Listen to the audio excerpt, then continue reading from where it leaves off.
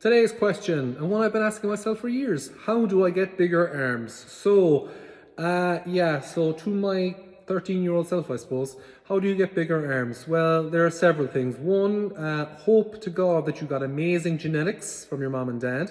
And the way to tell that is you can tell generally how big someone's muscle can be by their joints. So if you've got dainty joints like me, where your wrists are quite small, your elbows are quite small, and your shoulders are quite small, you can't hold a lot of muscle mass on your joints because they won't take it. So your body has actual limiters to stop you doing that. You can bypass them by taking drugs, which my 13-year-old self, I wish I knew that loads of people were taking drugs at the time, but I was only young and naive. So you need to have a frame for the mass, first off, like The Rock's frame. If you look at The Rock in real life, The Rock is a humongous human and his joints are massive. We're both 5'5". He is way bigger than me because his joints are way bigger than me. Thus, he can carry way more muscle mass on his frame. So there's that aspect of how much muscle mass you can physically hold in your frame by your skeletal size. The second thing is training in general. So just doing bicep curls alone all day and tricep skull crushers and tricep extensions won't necessarily give you big arms because otherwise you'll look mental because you'll have giant arms, small chest, small back.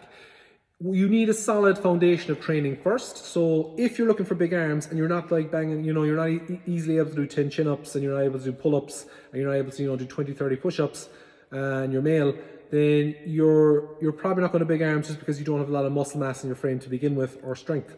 So you have to get your base up by doing, your pull-ups, your chin-ups, your rows, your bench press.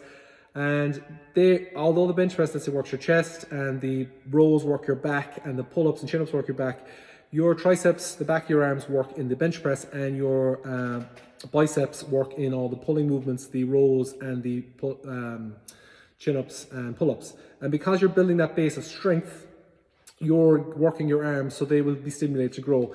And then you do things like curls and skull crushers and stuff like that to grow the back of your arms with volume training of sets of 10 to 20, 10 to 30, depending on the different style of training you're doing a few days a week. But and obviously you combine all that with a good nutritious diet. Now, here's the tip. Your arms don't necessarily, now a lot of people's arms look bigger than they actually are because they're super lean. So if you have a high body fat, like you're like me and you're training, but your body fat's between 60 and 20% body fat, you won't have separation. So when you flex your arms, you won't see veins, you won't see the definition, you won't see the separation of your muscles basically, so when you flex.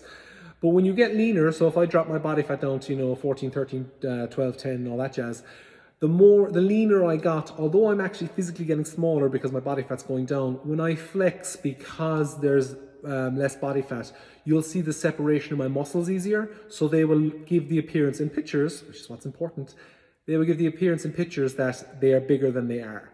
And that's a key thing to remember, is that some people don't have actually very big arms. They're measuring with a fucking tape.